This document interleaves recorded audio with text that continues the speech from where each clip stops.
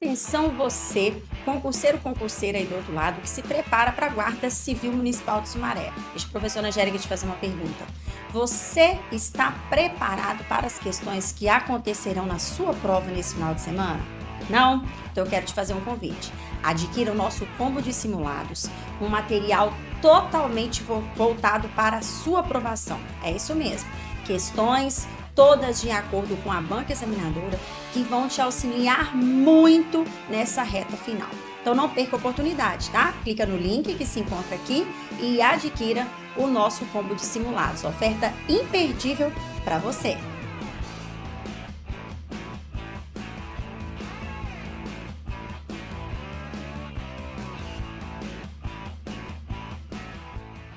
Opa, turma, tudo certo? Professor Marlon aqui e agora na Vale Concursos. É isso aí, galera. E já começando aqui, primeira aula, vale tudo, GCM de Sumaré, informática. E aqui, galera, não vou dar menos do que o edital inteiro para vocês aqui hoje, beleza? Vamos embora aí.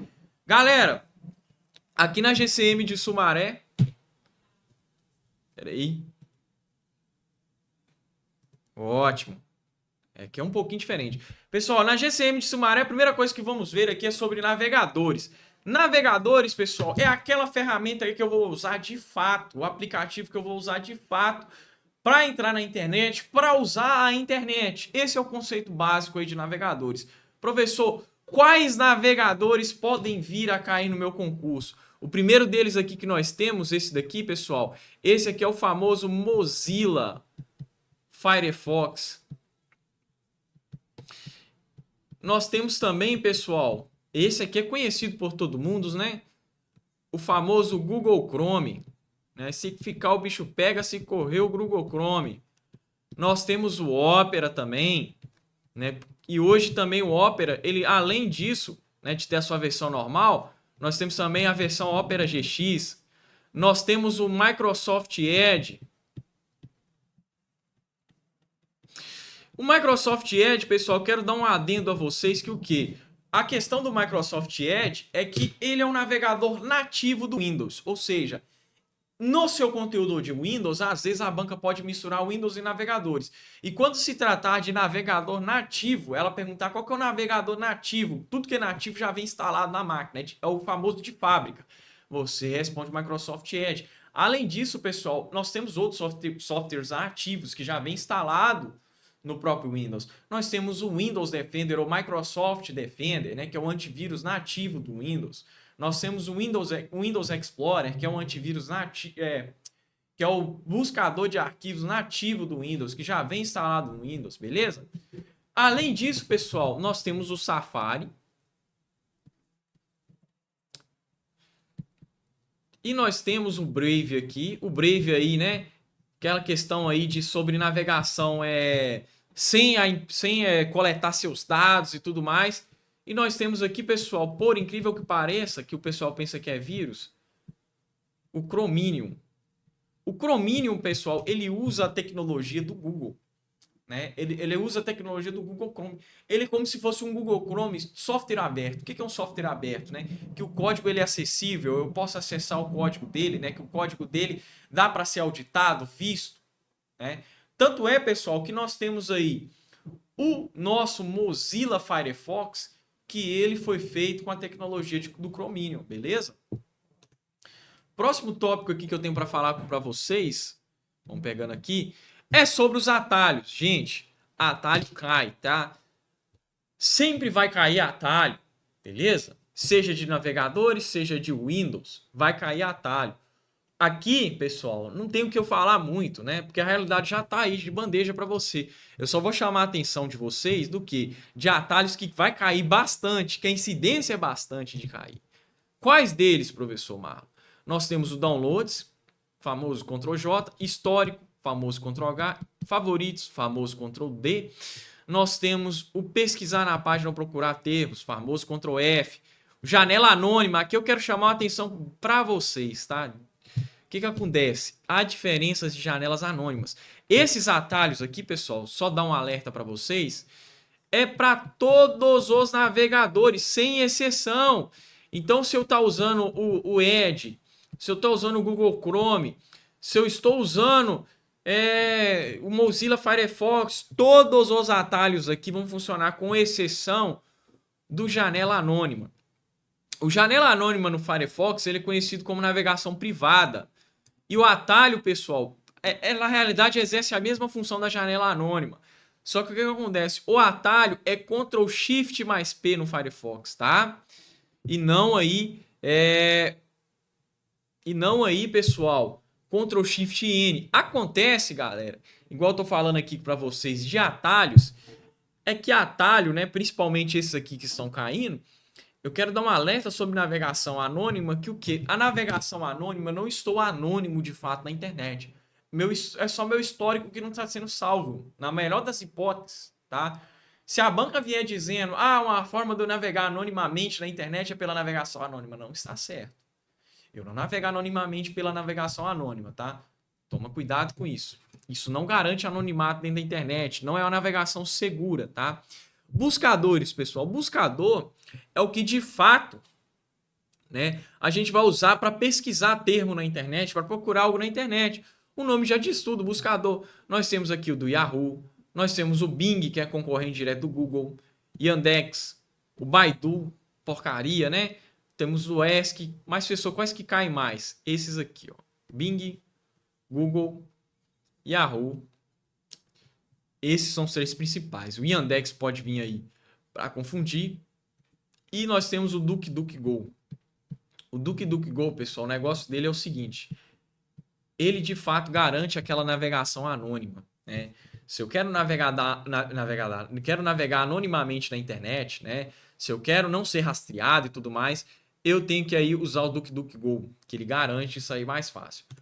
Outro adentro, pessoal. Os buscadores de internet, eles vão funcionar rastreando e indexando as páginas da web por meio de bots automatizados. Ou seja, não é trabalho braçal, tá? Não é feito um trabalho braçal. O buscador, né, não tem alguém que vai lá separar todos os termos. Não tem esse trabalho braçal, não. É um bot. Bot nada mais é do que uma inteligência artificial, né? Um robô que ele vai ficar buscando, indexando página da web, tá? E aí o buscador funciona nisso. Hoje o melhor que a gente tem nisso aí é o Google. O Google faz isso com maestria, é um dos melhores buscadores que a gente tem. E aí eles vão classificar e exibir o resultado, pessoal, com base em algoritmos, né, que considera a relevância, a autoridade e outros fatores. Então, por exemplo, quando você está pesquisando, aqueles primeiros resultados na pesquisa geralmente são os mais relevantes, né? Geralmente são resultados melhores. Outra coisa que foi pedido para vocês, né, foi sobre o URL. E eu vou também falar a diferença de site para link. O URL, pessoal, é o nosso querido Uniform Resource Locator, que é o localizador uniforme ou padrão, né, de recursos. É o endereço virtual de qualquer recurso disponível na internet. Então, qualquer recurso que eu tenha na internet, seja uma imagem, seja um site, ele vai ter um URL. Sendo que por meio dele, tá, o usuário, ou seja, aquela pessoa que está pesquisando, que está ali no momento, pode acessar. Ele se trata de uma string, pessoal, cadeia de caracteres de texto, isso é uma string, tá? Contém uma série de informações específicas que seguem um padrão predeterminado para que o usuário possa encontrar, pessoal. Opa. Eu ainda tenho que acostumar com essa caneta, para que o usuário possa encontrar o recurso desejado. A diferença de site para link, qual que é, professor? Né? Porque pode confundir mesmo, né? Tem gente que pensa que o site e o link é a mesma coisa. A realidade não é bem essa. O link ele é muito mais simples. Porque enquanto o site a gente tem ele como uma coleção de páginas web relacionadas, né? E o link, pessoal, é a referência para outra página. Só isso, professor. Só isso, tá? Além disso, pessoal, tem que falar dos aplicativos de videoconferência. No seu edital, só cobrou o quê? O Zoom, o Hangouts, o Teams, na realidade o Meet, e o Zoom, o Hangouts e o Teams, só esse. Não precisamos de preocupar com o Skype. Desde que vocês saibam que Skype é de videoconferência. Então na ordem aqui nós temos que esse aqui é o Zoom, esse aqui é o Hangouts,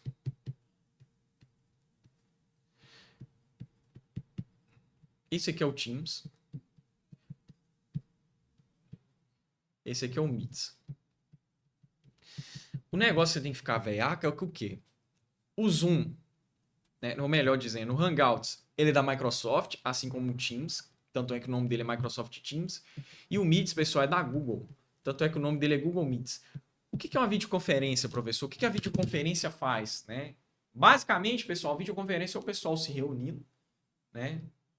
Como se fosse uma forma de que eu quero reunir pessoas presenciais, só que um cara está em São Paulo, outro cara está no Rio de Janeiro, eu quero unir aquelas pessoas ali. Eu faço isso através da videoconferência. E outra coisa importante que eu quero apontar para vocês é que o Teams, pessoal, ele possibilita colaboração com pacote Office ainda por cima. O que isso quer dizer?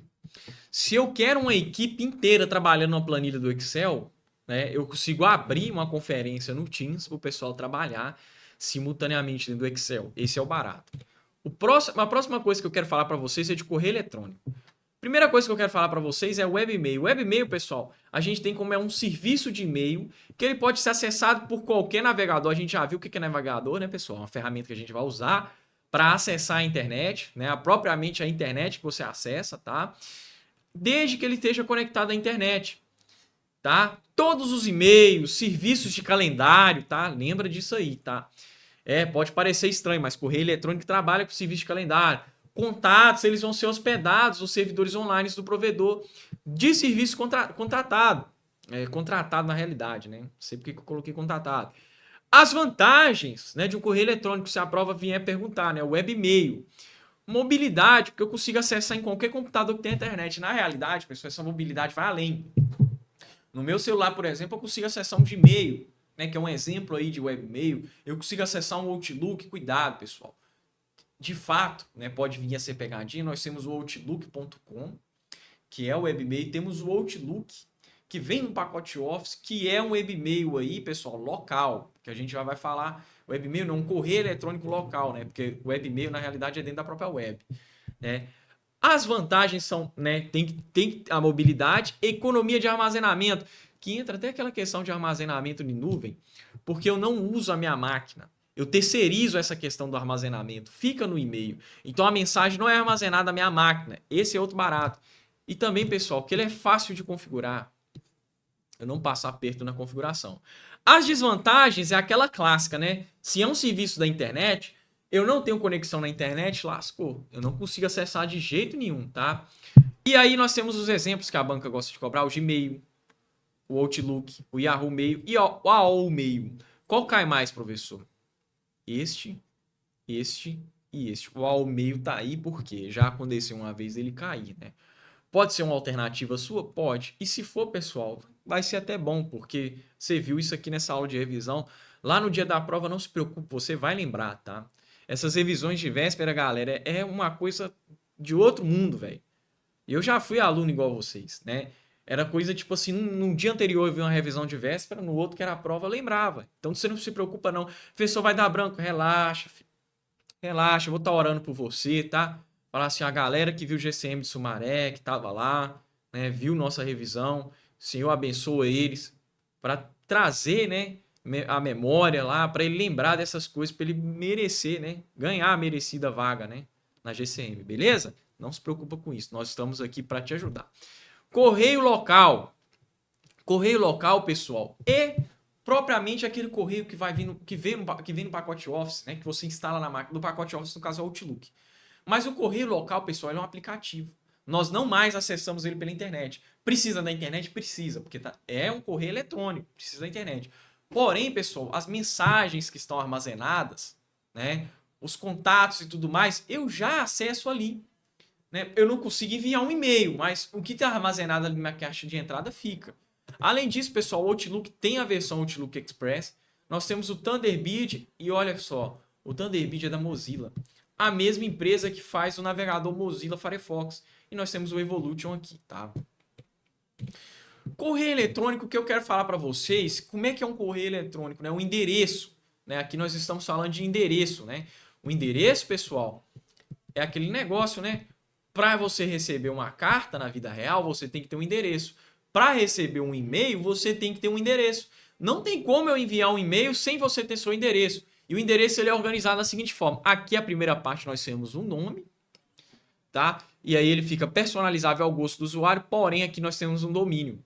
Esse domínio, pessoal, ele varia. Nós temos domínios grátis, como por exemplo, se a gente registrar no Gmail, a gente tem o domínio grátis gmail.com. Nós temos o Gmail outlook.com, né? Nós temos aí, por exemplo, também o conhecidíssimo, né? O hotmail.com. Aqui embaixo nós temos um exemplo clássico, ó, valeconcursos@gmail.com. Aqui nós temos o nome e aqui nós temos o domínio, tá? O domínio também pode ser .com.br, tá, pessoal? Uma coisa que eu quero alertar vocês, que pode fazer diferença na prova, é isso aqui, olha. Preste muita atenção. agentepenal@saopaulo.gov.br. O que isso aí quer dizer? Que aqui nós estamos falando de um e-mail institucional. E como eu sei que é um e-mail institucional? O Gov. O Gov aqui, pessoal, indica que é do governo. Qual governo? Aqui no BR, Brasil. Professor, você quer me dizer que .com.br quer dizer .com, que é um site do Brasil? Sim. Não necessariamente, mas o BR é isso mesmo, Brasil. BR vem de Brasil. Olha que legal. Então, gov.br. E aqui, olha só, eu sei o estado. Então, se a prova vier dizendo assim, de qual estado, né, aquele e-mail institucional é, presta atenção aqui no domínio. O domínio, ele entrega muita informação para a gente que é pertinente da onde que vem aquele e-mail. Se ele é de graça, por exemplo, igual a gente viu que é o Gmail, né? É um correio eletrônico gratuito. Se ele é institucional, igual a gente viu aqui, né? O agentepenal@saopaulo.gov.br, tá? Beleza. Outra coisa pertinente a correio eletrônico é os campos. O primeiro, que é o de, mas no seu concurso pode estar from. É o que a gente tem de remetente. É o que envia a mensagem, né? O para, o famoso to, né, é quem vai receber a mensagem original, né, o destinatário principal no caso. Então, se a banca vinha dizendo quem que é o destinatário principal ali, né? Quem que é propriamente o destinatário? É o pessoal que está no campo para ou to. Por que você está trazendo para ou to? Porque o que acontece, pessoal? Se a banca quiser e fica a critério dela, e eu não sei como é que estão esses examinadores hoje, por isso que eu trago essa precaução para vocês, é melhor estar preparado para mais do que para menos. Você lembra ali na hora e não se preocupe, você vai lembrar. Nem que eu passe a noite orando por você, para você ir bem na sua prova, tá? Passou, ralou, fez uma ralada danada esse ano, cara. Se matou de estudar, merece, cara. Falando sério. E o que acontece? O par e o to, pessoal. O to ali é a versão em inglês. Você lembra português e inglês. Professor, qual que você me aconselha a memorizar mais? Prioridade, a versão portuguesa. Porque esse negócio de to, pessoal, vai vir de supetão, se vier. E numa questãozinha só. O CC, pessoal, cópia carbono, só que a versão em inglês dele, a gente pode chamar de carbon copy. Cópia carbono ou carbon copy. São os dois nomes que pode assumir, nome em inglês.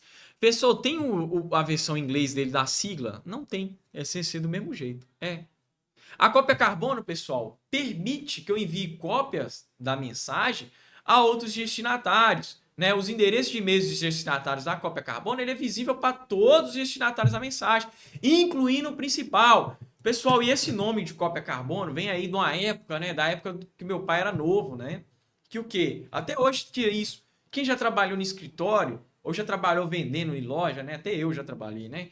Tinha lá o carbono, né? Quando o pessoal ia fazer um vale, ou quando ia fazer uma compra no carnezinho, ou quando comprava com garantia. Aí você fazia o carbono. O carbono era o quê? Era um papelzinho que você colocava por baixo, tudo que você escrevia em cima saía do outro lado do papel.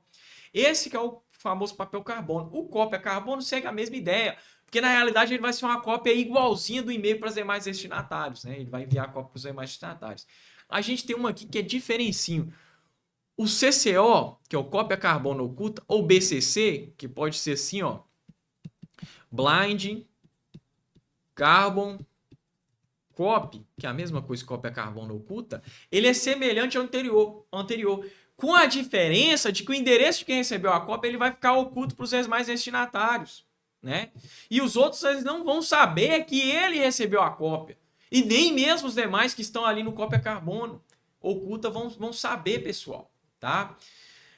Acontece, pessoal, que como essa cópia fica oculta para os demais destinatários, os outros não vão saber, mas ele, pessoal, quem está aqui, ó, no CCO, do cópia carbono oculta, um blind carbon copy, ele vai saber de todos os outros que receberam. Claro, né? Vamos pensar por lógica, né? Quem sabe quem está na cópia carbono oculta é o remetente, né? É aquela coisa, eu posso estar enviando algo escondido, mas eu sei que eu estou enviando. Os demais não vão saber, né? Beleza. É isso aí, professor? É simples, é isso mesmo. O assunto, pessoal, o subject. A única coisa que eu tenho a dizer para vocês do assunto, que costuma cair sempre em prova, é o que é o quê? Que o assunto é um campo não obrigatório. A realidade, pessoal, que no e-mail, todos os campos aqui, sem exceção, tá? De todos os campos aqui, sem exceção, somente, pessoal, o para é obrigatório. Eu posso enviar um e-mail vazio, sem nada, tá? O cópia carbono, ele é opcional.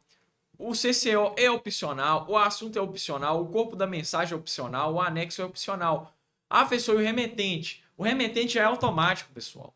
Né? Se eu já estou enviando, o meu Outlook ele já coloca automático, que eu estou enviando, tá? O corpo da mensagem, pessoal, é onde eu vou de fato escrever a mensagem. Só que lá eu posso colocar imagem, hoje em dia permite colocar até vídeo, tá? Não é só texto, pessoal, não se engane. Eu posso colocar imagem lá também, não é só texto. Acontece, eu quero enviar um arquivo mais parrudo, eu vou pelo anexo, tá? O anexo aí eu consigo enviar um arquivo. Que arquivo? Word, de Excel, de imagem, tudo que for arquivo, tá? E aproveitando aqui, pessoal, falar da parte básica de hardware, né? Porque cobrou dispositivos de armazenamento, memórias e periféricos, tá? Sobre hardware, o que eu tenho para falar para vocês que é a parte física do computador, tá? Enquanto o software é a parte lógica do computador. O que quer dizer? Enquanto este aqui é os programas, esse aqui são as peças. É isso. É tangível, ou seja, eu consigo tocar.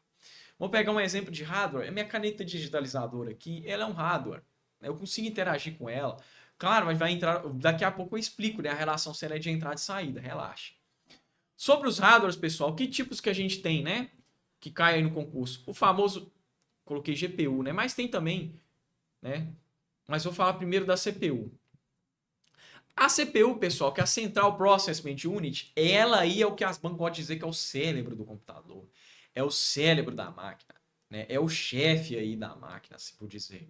E a CPU nada mais é que isso mesmo. É o processador da máquina, sim. A gente não pode confundir que a CPU é aquela caixa lá, né? Que essa caixa aqui, pessoal, ela é um hardware? É, mas ela é o gabinete. Essa caixa aí, inclusive você deve estar vendo no computador, também tem aí, né? A caixinha aqui, pessoal, essa aqui é o gabinete, tá? Ele não é CPU. Tem gente que chama isso aqui de CPU, mas não é, galera, é gabinete. O GPU é o Graphic Processing Unit, né? Que é a famosa placa de vídeo, tá? Nós temos também as memórias, que eu vou aprofundar aqui para vocês sobre memória, tá? Porque, olha só, o edital fixou bem esse negócio de memória, tá? Memória trata de armazenamento. Nós temos também o barramento, que barramento é aquelas peças que vão ligar, tá, a máquina. Nós temos também os periféricos, que eu vou falar aqui aprofundadamente, tá? Não se preocupem. Além dos periféricos, CPU, memória e barramento, nós temos também, tá? Não acho que foi todos. Beleza, CPU, memórias, barramento e periféricos. Sim, foi todos. Então é isso aí, pessoal. O negócio é que memória, a gente tem que lembrar de um negócio. A memória ela pode ser volátil. E a memória também pode ser não volátil, tá? É isso. O que quer dizer um com o outro? A memória volátil, você tenta lembrar ela aí como se fosse uma memória de elefante, né? Que ela vai se lembrar, vai ficar armazenada as informações. As informações não vão ser perdidas, é isso. Um exemplo clássico de questão que vem disso aí é a banca dizer, Joãozinho estava lá mexendo no seu computador e acabou a luz. E agora? Agora não se preocupe, Joãozinho, porque estava na memória volátil. Né? Se estava na memória volátil, você não perdeu nada. Se estava na memória não volátil, você perdeu tudo. E já aproveitando o gancho, que você já entendeu o que é memória volátil e não volátil, vamos falar da hierarquia de memórias, né? A hierarquia de memórias, pessoal, no topo das memórias, nós temos os registradores. Os registradores, pessoal, são memórias que estão internas aqui no processador, na CPU, no cérebro do computador. Geralmente, pessoal, os registradores são as memórias mais curtinhas, mais caras, né? Porém, muito rápida. Curta eu falo de armazenamento, mas são as mais rápidas que a gente tem. Abaixo nós temos a memória ROM, que é a memória de apenas leitura. Essa memória ROM, geralmente, algumas peças, não são todas, tá? Mas tem peças do computador que vem com essa memóriazinha ROM para instruir a máquina, dizer assim, olha, eu vou funcionar desse jeito, tá? É assim que eu funciono. Essa é a memória ROM. A memória ROM, pessoal, ela é volátil. Quer dizer, ela é não volátil, né? Ou seja, a memória não volátil, eu devo ter confundido, perdão. A memória não volátil, ela é aquela memória que armazena. Porque volátil, pessoal, a ideia daqui é um negócio que é um quibe, que não guarda, não retém, tá? Beleza? E a ROM ela não volátil, ou seja, a ROM retém armazenamento. Só que o armazenamento da ROM, ele não vai gravar mais. Ela foi feita só para ler. Então vai só para instruir o computador, só para para fins específicos determinados. Abaixo, nós temos a memória cache, que ela é externa ao processador. É isso aí que eu tenho para falar para você. Só isso, professor, só nos concursos vem cobrando assim. Nós temos também a memória primária. A memória primária, aquela famosa memória RAM, né? Tem gente que chama de memória Rambo, né? Não é Rambo não, RAM. Memória de acesso aleatória. RAM significa Random Access Memory, memória de acesso aleatório. Ela é aquele tipo de memória que vem extra aí, que ela ajuda o processador, porque o processador, vocês viram, né? Ele tem a memória de registrador e ela é bem curtinha. Então, o processador do computador, ele usa a memória RAM para funcionar melhor. É uma memória aí que ajuda o computador a operar também, tá? E uma coisa legal que eu já vi, né, essa banca, nesse concurso aqui de vocês cobrar, é o seguinte, ela cobra um exemplo de exercício, dentre as memórias, qual é não volátil, né? Qual é volátil ali? Geralmente acaba sendo a RAM. Mas não só a RAM, pessoal, vou marcar todas aqui que são volátil, né, que é aquela memória que não retém, a RAM, o cache e os registradores, tá? Essas aí são voláteis, ou seja, não tem capacidade propriamente de armazenar. Como assim? Ela não armazena, professor? Eu falei desse jeito porque é de uma forma simples de você entender. Porque você vai pensar armazenar, você vai lembrar guardar foto. A memória que guarda foto, pessoal, agora que a gente vai entrar sobre ela, que guarda foto, que o seu sistema operacional está nela, que os arquivos são guardados, é a secundária. Quais são as memórias secundárias? Nós temos o HD, que também pode vir disco rígido, hard disk. A diferença, né, dele, que a prova gosta de cobrar, é dele para o SSD. E quanto ao HD, pessoal, é um disco de leitura magnética. Disco, ou seja, ele é um disco mesmo de leitura magnética. O SSD, pessoal, ele é baseado em circuitos, tá? Então, ele é mais rápido? Ele é mais rápido. Nós temos também, pessoal, pendrive. Pessoal, e o CD e DVD entra também. Uai, eles são memórias, eles retêm informação, né? Eles têm informação. Você consegue gravar a informação deles. Então entra. Dos softwares, pessoal, nós temos os aplicativos. Os aplicativos, pessoal, é o que eu uso para executar ferramentas no meu computador. Então eu tenho aí o PowerPoint, o Word, o navegador, que também é um software aplicativo, que ele exerce alguma função na máquina. Nós temos o software base, que é entre o sistema operacional, no caso o Windows é um software base, porque base, pessoal, a casa precisa de uma base para funcionar. E o computador também, porque sem um sistema operacional, ele é uma tela preta, não funciona, tá? Então a gente tem aí, leva para o seu concurso aí o Windows, tá? Além disso, pessoal, além do software base, nós temos o utilitário. O utilitário, pessoal, é aquele software que ele vem para executar uma funçãozinha extra do seu sistema operacional. Né? Ele vem aí uma função externa do base. Né? Que funções podem ser essas? De antivírus. O outro barato do utilitário, pessoal, além deles ter ferramentas de componente importante aí para a máquina, eles executam em segundo plano. Então a gente tem um antivírus aí, por exemplo. Vamos pegar aí um antivírus, o Avast, o Avira, né, que são antivírus. Nós temos o Windows Defender, que é o do Windows. Eles funcionam aí em segundo plano. Nós temos também outro tipo de utilitário, que é o Firewall, que controla a entrada e saída de informações na rede, que nós vamos falar do Firewall também, tá? Mais à frente, mas já falando aqui de uma vez, nós temos também os compactadores, né, que é o WinRAR, o 7-zip, o zip do Windows também, tá? Beleza. Dispositivos de entrada e saída. Por que eu estou falando deles? Porque estes são os periféricos. Aqui eu tenho que dar uma atenção maior, tá? Periféricos de entrada, teclado, mouse, webcam, né? A minha canetinha digitalizadora, tudo isso aí é entrada. O scanner da impressora é entrada. Ou seja, entrada, pessoal, tudo aquilo que vai enfiar a informação no computador, vai interagir com o computador. De fato, os de saída também interagem, mas a saída já é o resultado. Enquanto na entrada eu opero, na saída me mostra o resultado da operação. Seja na tela que você está vendo essa videoaula, seja na caixa de som. Então, tela, que é o monitor, caixa de som, fone de ouvido, tá? A impressora, professor, e a impressora com scanner? Aí nós já vamos chegar nela já agora há pouco, mas a impressora propriamente dita, né? Sai as informações da máquina, né? O plotter, que é uma impressora aí mais refinada, né? Essa coisinha bonitinha aqui que sempre cai no concurso e a galera não lembra, você vai lembrar. Deus vai abençoar lá na hora, você vai lembrar. E nós temos também, pessoal, o projetor, né? Que ele também é saída. Aqui nós temos os híbridos. Ou seja, aqui nós temos dispositivos que são tanto entrada e saída. Por padrão, as memórias, ou seja, pendrive, CD, DVD é entrada e saída. Tá? A tela touchscreen do seu celular é entrada e saída. Você consegue interagir com a entrada e eles têm função de saída, que manda imagem. O roteador e modem. E a gente também tem impressora multifuncional, que é aquela com laser não, com scanner, tá? Extensões, pessoal, né? Primeiro vamos falar das extensões propriamente aqui de arquivos de texto. Eu quero ressaltar aqui o Doc e o DocX, que são extensões do Word. Eu só quero ressaltar esse X aqui, que é uma versão mais moderna, né? É uma versão pós 2007 do Word, do Excel e do PowerPoint, do pacote Office, que essa versão aqui, ele leva esse X porque é baseado em OpenXML, tá?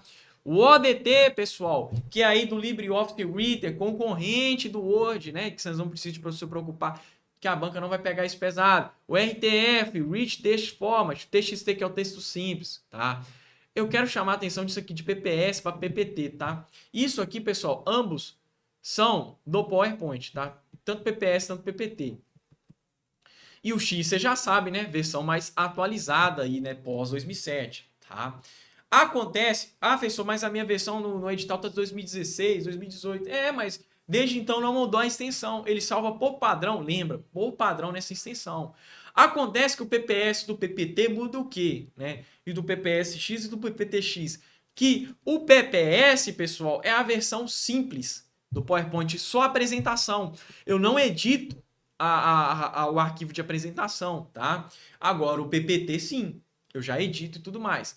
Além disso, de planilhas eletrônicas, pessoal, quero chamar a atenção do XLS, que é do Excel. O CSV, pessoal, que é com texto separado por linhas, né? Ele é como se fosse o TXT das planilhas. E o ODS aí, ele é do cálculo concorrente.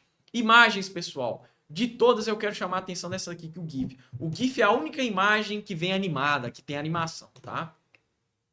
Dos de áudio, o que mais cai aqui, pessoal, MP3 Wave é os que mais caem.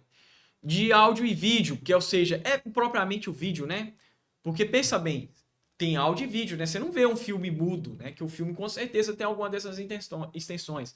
Eu quero chamar a atenção desses aqui, ó. Esse bonde aqui é o que mais cai, mas desse bonde aqui o que mais cai são esses aqui, ó. Esses três aqui, MP4, AVI e MPEG. Os executáveis, pessoal, o exe eu quero chamar a atenção para vocês que ele pode conter malware. O malware que geralmente a banca gosta de chamar a atenção é do vírus. O exe tem chance dele conter o malware sim, tá, pessoal? Toma muito cuidado, pode conter malware. Significa que ele vai ter malware? Não, pode conter malware, não significa que vai ter malware. Não é uma garantia, mas se a banca vier te perguntando qual das extensões é uma possibilidade maior, exe, tá? Os demais aqui, pessoal, só quero chamar a atenção para vocês do PDF, tá? Que é um arquivo de texto não editável, um arquivo não editável, tá? Os demais aqui, pessoal, vocês viram que eu nem chamei tanta atenção, é porque cai muito pouco, tá?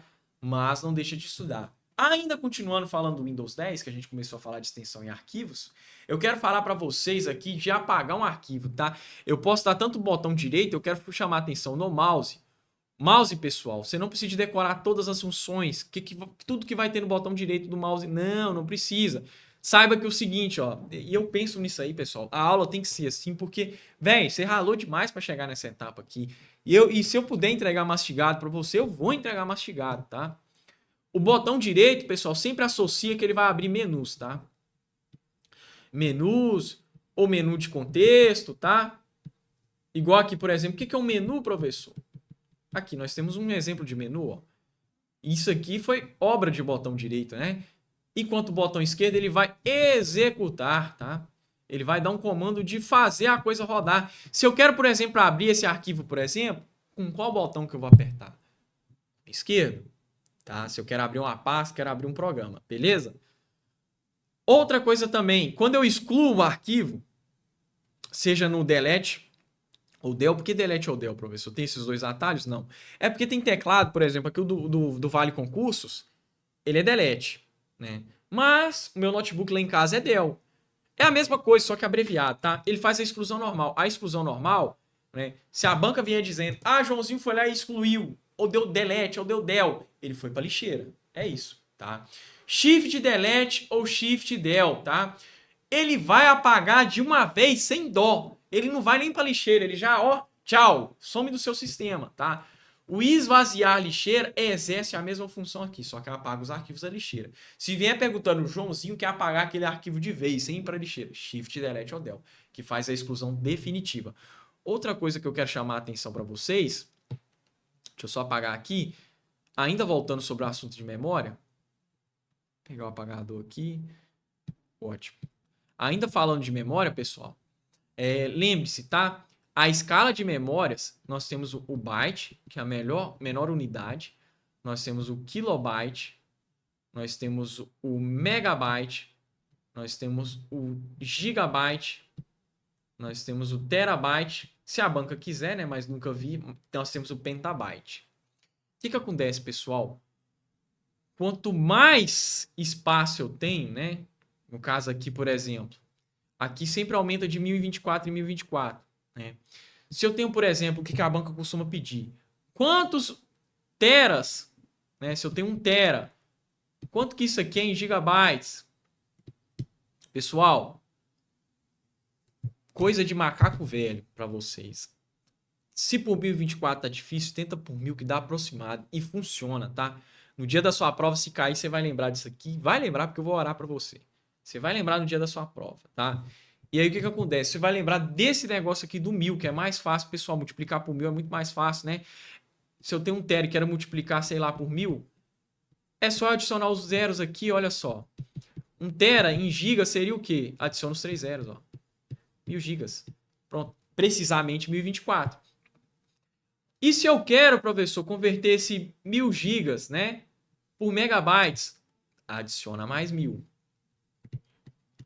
Sempre assim, adiciona mais 1000, né? Aí dá 1 milhão, né? Professor, eu reparei um padrão. Se eu volto para trás, é sempre de 1000 em 1000? Sim. Agora, se eu for para frente, tiver, por exemplo, ele fala assim, ó, Joãozinho tem 1000 kilobytes. Quanto que isso é em megabytes? Pessoal, 1 megabyte só, olha. Beleza? Se eu tô indo para frente, eu divido por 1000. Sempre assim, ó. Sempre de 1000 em 1000. Beleza? Falar esse negócio aqui que é importante, tá? Galera, eu quero falar também de área de transferência, porque, primeiro, a área de transferência está destacada aqui no seu concurso, então a incidência de cair é maior, tá? De fato. Os 3 atalhos principais aqui e o que eles vão fazer na questão de área de transferência. O recortar, pessoal, o famoso Ctrl+X, né? Lembra o X da tesoura da escola, né? Beleza, o atalho dele é Ctrl+X. Ele vai recortar o arquivo, que basicamente recortar é uma ação de mover, tá? Só que toda a ação para ser executada, eu vou no Ctrl+V, né? Lembra da tampinha da caneta da escola assim, ó, tá?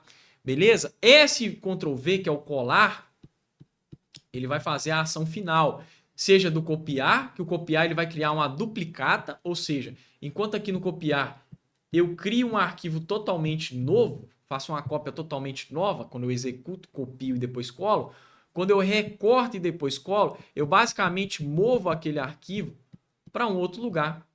É o mesmo arquivo, não é um arquivo novo. E a área de transferência, pessoal, quero dizer para você que ela vai armazenar, é um recurso do sistema operacional, que ele vai armazenar temporariamente os dados, tá?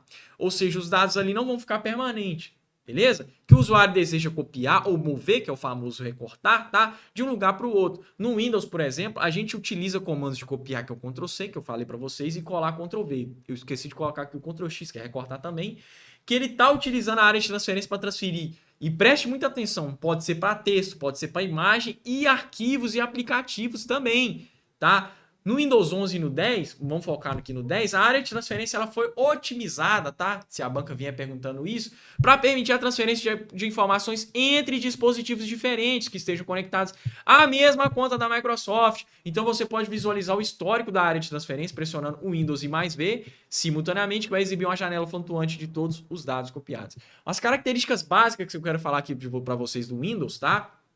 O tipo de software dele é básico, ou seja, ele é um sistema operacional. Ele vai fazer o boteco rodar. Proprietário de código-fonte fechado, ou seja, quem é dono do Windows? Porque proprietário, alguém é dono. Quem é? Microsoft, tá? Código-fonte fechado, diferente do código-fonte aberto, que você pode auditar e ver o código-fonte, esse aí não é exibido. Ele é pago, não tem Windows de graça. Multitarefa. O que é multitarefa? Eu consigo abrir mais de um programa ao mesmo tempo no sistema, tá? Preemptivo.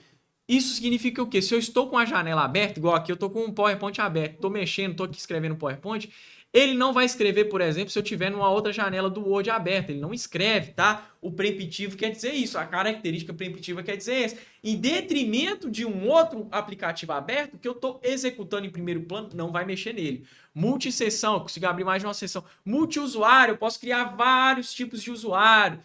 Ter vários tipos de usuário no meu sistema. Dentre eles, pessoal, os principais que eu vou destacar, o administrador que tem prioridade em tudo, faz de tudo.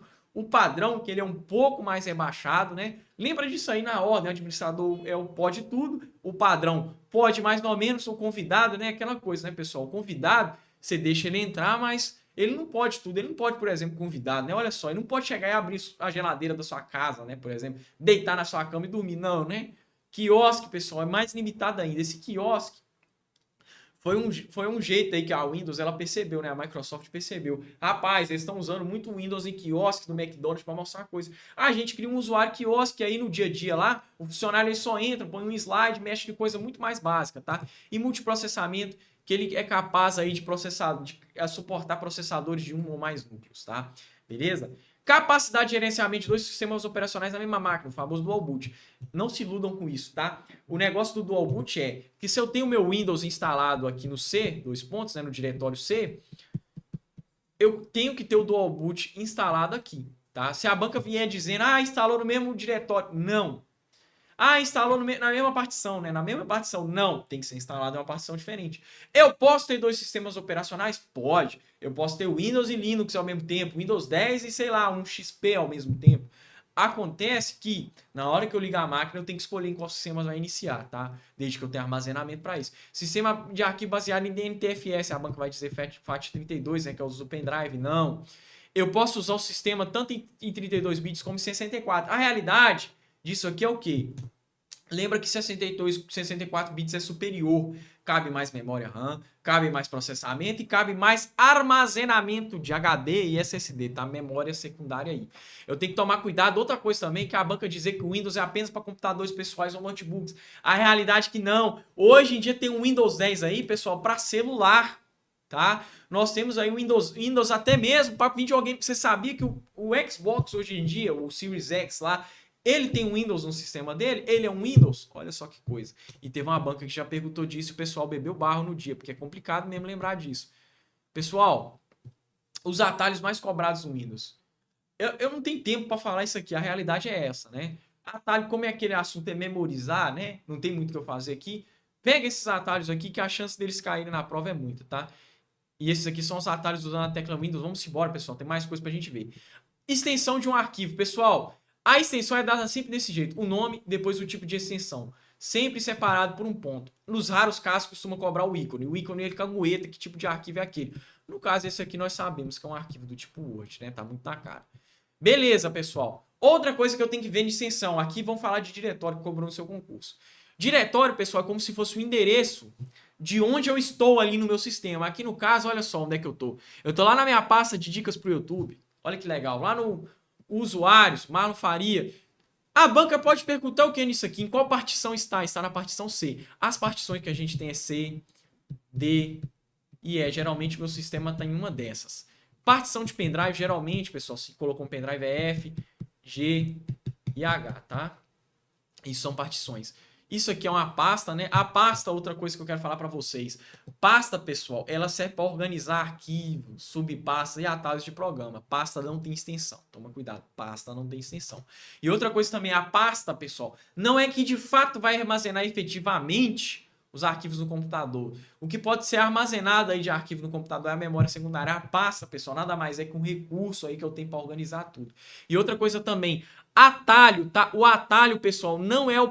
Aqui nós temos 3 tipos de atalhos aqui. E eu consigo identificar com isso aqui, ó, com esse símbolozinho. O atalho, pessoal, nada mais é, vamos supor, eu instalei um Photoshop na minha máquina, né? Eu instalei o Google Chrome na minha máquina. Tem sim o executável dele original, mas ele fica lá na casa do chapéu instalado. O que que os computadores, o que que as máquinas fazem, né? O que que o Windows faz? Ele coloca um atalho lá para você andar mais rápido. E este aqui, pessoal, olha só a diferença de um atalho de um programa. Este aqui é o programa de fato da lixeira. E isso aqui é uma pasta, beleza? Nomes de arquivos que não são aceitos no Windows. Pessoal, o Windows ele fez ProErd. Ele diz não ao quê? Ao baseado. Ele não usa esse negócio de baseado, que é o quê? Barras. Ele não aceita nome de arquivo que tenha barra, seja do lado, do meio, enfim. Aspas duplas, não aceita, tá? Aspas simples pode, professor? Pode, tá? Sinais de maior e menor, tá? Nós temos esse aqui de maior e de menor. Não, esse aqui é menor, esse aqui é maior, não aceita. Interrogação. Professor, exclamação pode? Pode. Pode, exclamação, interrogação, que ele não aceita, tá? E asterístico? Também não, né? Não aceita asterístico. Lembra no dia da sua prova do baseado, tá? Lá é chulispa, né? Mas é o de melhor pra gente lembrar. Mas o Windows, ele fez ProErd, ele diz não ao baseado. Então, ele não ao baseado, né? Ao baseado. Ele não aceita esses tipos aqui de nomes. Se, por exemplo, eu criar um nome de um arquivo lá, vamos pegar, por exemplo, aqui os tipos de arquivo. Se fosse vale e eu desse 2 pontos, PDF, pessoal, o sistema não ia aceitar esse tipo de arquivo. Ia dar pau do jeito que dá aqui, ó, nome de arquivo inválido. Outra coisa também, pessoal, o Windows, a gente tem ele aí, que ele é case insensitive, ou seja... Tanto faz, olha, eu colocar minúsculo, tudo maiúsculo ou tudo minúsculo aqui. Ele vai entender que é o mesmo tipo de nome e ele vai pedir para você renomear, tá? Agora, presta muita atenção. Se eu tiver de um lado, dentro da minha pasta, um arquivo chamado vale.exe e um outro chamado vale.pdf, pode. A maldade está se for mesma extensão e nome. Extensões diferentes e nomes iguais, pode. O que não pode é a extensão igual, nome igual. Se eu tivesse outra aqui, vale.exe, ele não ia aceitar, independente se fosse minúsculo ou maiúsculo, tá? Na mesma pasta. Se for em pasta diferente, não tem problema. A área de trabalho, pessoal, que foi cobrada, isso aí que a gente tem de área de trabalho, é um exemplo de área de trabalho. Aqui atrás nós temos o papel de parede, o botão iniciar, a famosa Cortana aí, né, que é a inteligência artificial do Windows, tá? Professor, e hoje em dia tem um Copilot, o Copilot tá na versão do Windows 11, tá? O 10 ainda é Cortana, tá? O pesquisar, tá? O visão de tarefas, que é esse ícone aqui. A barra de tarefas, e aqui dentro da barra de tarefas nós temos o Windows Explorer. Nós temos o Edge aqui, que é o navegador nativo do Windows. Aqui nós temos o Windows Explorer. Nós temos o Google Chrome aqui, o Skype. Por padrão, pessoal, fica esses dois aqui, tá? Na barra de tarefas já fixado, tá? E eu fixo aplicativos aqui na barra de tarefas. Aqui nós temos a área de notificação, que fala a data e tudo mais, e aqui a central de ações, beleza? O que tem de área de trabalho, eu já falei para vocês. Pacote Office, pessoal. Pacote Office, ó, o que tá caindo no seu edital que você tem que tomar cuidado, tá? Eu só aconselho você, em se tratando de pacote Office, tome cuidado com esse. Esse aqui você só lembra, pessoal, que é correio eletrônico, tá? Só isso. Mas já vai te ajudar muito, que é o famoso Outlook. Aqui nós temos o Word, que é o editor de textos do pacote Office. Aqui nós temos o Excel. E aqui nós temos o PowerPoint. Pode a banca vir dizendo aí para vocês que o quê? Eles já vêm instalado no Windows. A realidade não vem instalado no Windows, galera, tá? Uma coisa que eu fiz para vocês que vai te ajudar muito, sabe o que eu fiz? Eu separei os atalhos que são comuns, que vão funcionar no Word, no PowerPoint e no Excel. Você pode botar aí, memoriza isso aqui, galera. Falando sério, você não precisa de morrer para memorizar todos os atalhos, né? Tenta entender esses atalhos aqui e memorizar isso. Esse aqui cai mais na prova, tá? Falando do PowerPoint, que tipo de arquivo o PowerPoint cria? o PPT e o PPTX. Por padrão, ele vai criar o PPTX, que é o formato de apresentação, que no caso eu posso editar. O PPS e o PPSX eu não posso editar. O ODP, pessoal, é do concorrente, né, do Impress, né? Nós temos o POTX, que é com template pronto, né, o POT, template pronto. PPTM, né, template macro. Eu posso salvar em imagem, né, em modo de imagem, JPEG, PNG. PDF ele só cria, eu posso salvar em XML e HTML. É software proprietário, plaga e aplicativo. O arquivo inteiro do PowerPoint, pessoal, não chama de slide, tá? Cuidado, do mesmo jeito que no Word eu não chamo de planilha, eu chamo de pasta de trabalho, aqui eu chamo de apresentação, tá? Eu vou falar dos menus aqui rapidinho para vocês, tá? O que costuma cair muito, tá? A tesourinha recortar, aqui é o copiar, aqui é o pincel de formatação. Um novo slide eu consigo criar aqui em slides, tá? Mas também posso criar e inserir. O fonte aqui, o grupo de fonte, pessoal. Por padrão aí, a fonte que costuma vir é a Calibre Corpo, tá? Ele já vem na Calibre Corpo, tá? O pacote Office, tamanho 11, Calibre Corpo tamanho 11, tá? Aqui é os alinhamentos de texto, parágrafo. Eu posso inserir figuras, posso organizar as imagens, tá? Eu quero aqui chamar a atenção de vocês que é muita coisa mesmo, pessoal. Isso aí é o que eu daria numa aula. O que eu tô podendo fazer para te ajudar, eu estou na lata aqui. Pessoal, o que eu quero chamar a atenção de vocês é o slide mestre. Eu tô dentro... aqui, achei ele. O slide mestre, pessoal, é aquele slide que ele é como se fosse um maestro. Ele vai mexer nele, o que ele mexer nele vai mudar em todos os outros. Então, por exemplo, o slide mestre na hierarquia de slides, ele é o maior. Ele vai estabelecer padrão de formatação que aplica por diversos slides da apresentação. Logo, o slide mestre, pessoal, ele permite armazenar uma série de características a serem utilizadas como padrão para uma apresentação. Então, se eu colocar um plano de fundo num slide mestre, todos os outros slides vão ter aquele plano de fundo agora. Se eu colocar uma fonte diferente, todos os outros. Se eu colocar a imagem, todos os outros também, tá? Esse é o slide mestre, tá? Outra coisa também, a guia design, né? Que eu tenho modelos prontos, né? Se eles vierem perguntar, onde que eu coloco modelos prontos para slide? Design. Inserir, pessoal, do mesmo jeito, olha só que engraçado. Lembra que eu falei que pode inserir novo slide aqui? Também na página inicial eu posso. Eu posso colocar tabela. Tem gente que fala aí, em tabela só pode no Excel. No Excel, no Word e também no PowerPoint, tá? Eu posso também inserir, pessoal, esse instantâneo aqui, que ele pega tipo um print das coisas que estão acontecendo. Até imagem eu posso inserir, formas, né? As formas geométricas, círculo, quadrado e triângulo. Eu só quero chamar a atenção desses dois aqui, Smart Art e Gráfico. Tem diferença. Gráfico, pessoal, é aquele famoso gráfico de pizza, né? De linhas, de coluna. Agora Smart Art é diferente. Smart Art, pessoal, trabalha com fluxograma, organograma, tá? E recurso gráfico fluxograma, organograma, beleza? Além disso, pessoal, posso colocar links, né? Cabeçalho e rodapé, word art, colocar símbolo. Aqui não faz conta, tá? É símbolo de equação e símbolos por padrão, tá? Eu quero chamar a atenção para vocês, transição e animação. A prova vai querer colocar um que é o outro. Transição, você lembra o seguinte... Olha que maldade que a banca pode fazer. Vai falar, é um recurso animado de transitar. Tem que falar que é transitar. Recurso animado. Show de bola, banca. Mas você tem que falar para mim que vai transitar. Porque senão eu chucho um recurso, não sei. Aí vocês podem me chamar lá na minha DM, tá, galera? Lá no Instagram. Depois eu vou passar para vocês, beleza? Só que o que acontece? Para memorizar a transição fácil, você lembra. Tudo que for ligado à transição vai ser um quadrado. Tudo que for ligado à animação vai ser uma estrelinha. Opa! A animação, você lembra da estrelinha aí, vai ser uma estrelinha, tá? Vocês podem ver aqui, ó, todos os ícones de animação é estrelinha. Outra coisa também pra vocês lembrarem é isso aí, tá? A animação faz propriamente a animação, mas transição é de um slide pro outro, na troca dos slides, tá? Na hora da troca dos slides. Aqui nós temos os atalhos, dos que mais caem, ó, F5 e Shift F5, cai demais, tá? Vamos pro Excel, pessoal. O Excel também tem que falar bem breve. Aqui a realidade não dá para falar tudo. Eu estou tentando bater 100% no edital aqui, né? E eu espero, pessoal, que eu ajude bastante você, que eu tô torcendo pela sua aprovação, tá?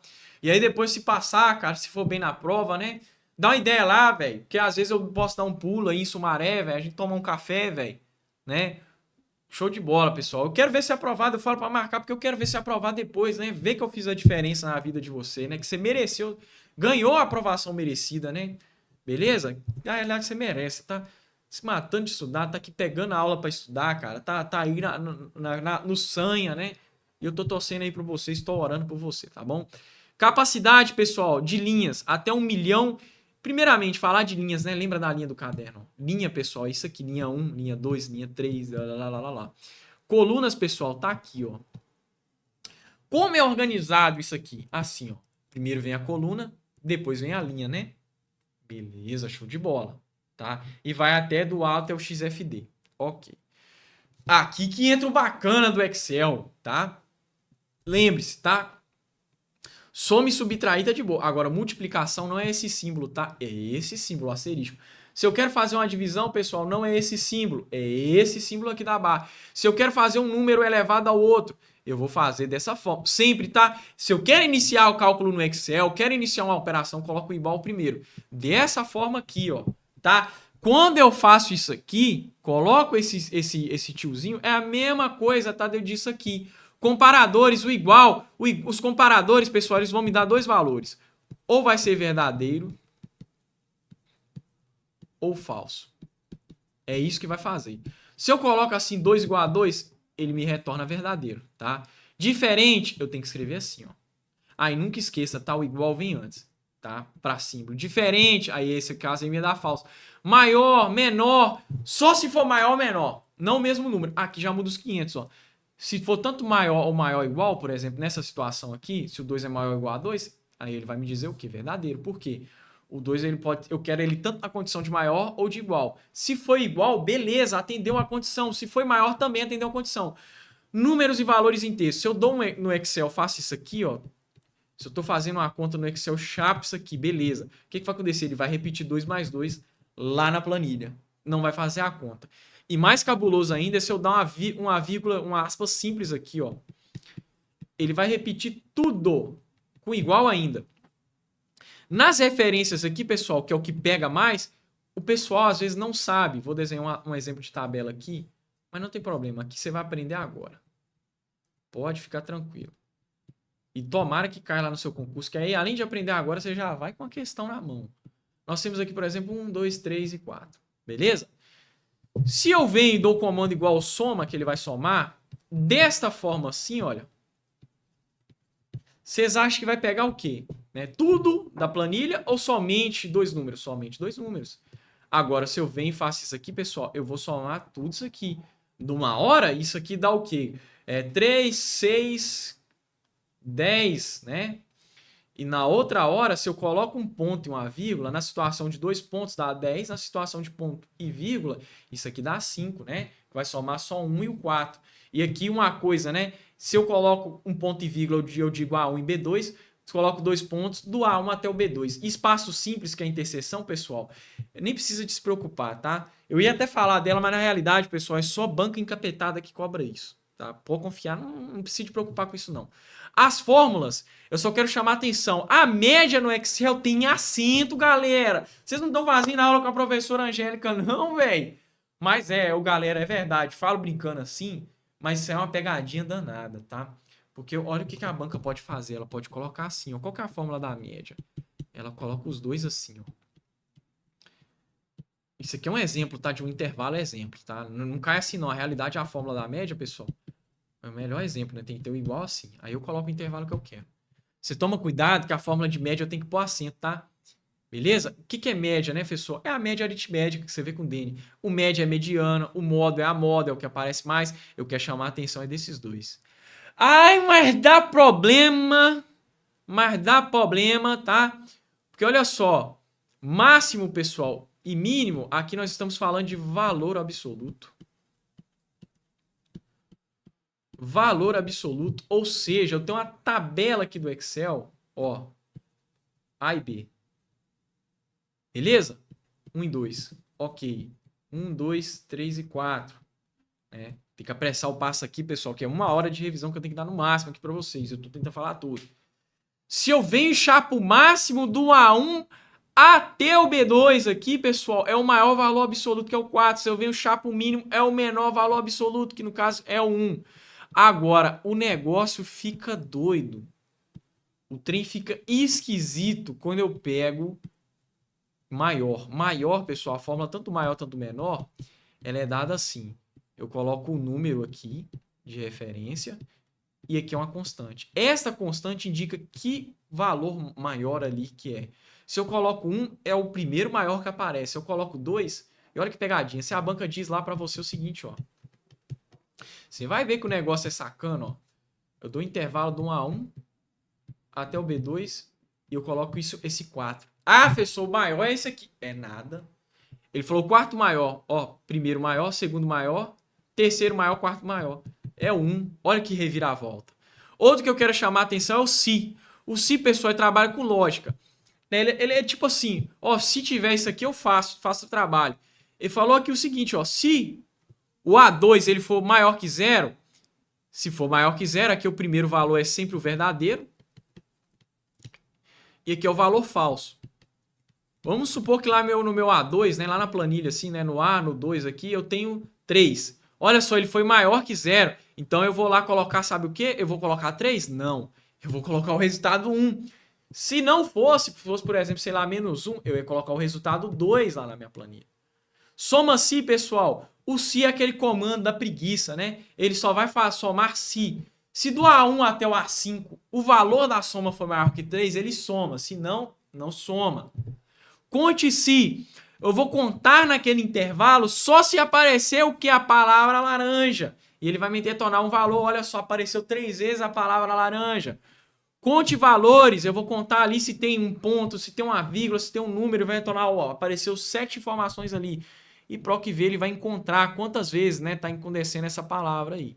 Ok? Aqui, pessoal, meu tempo já está me encurtando.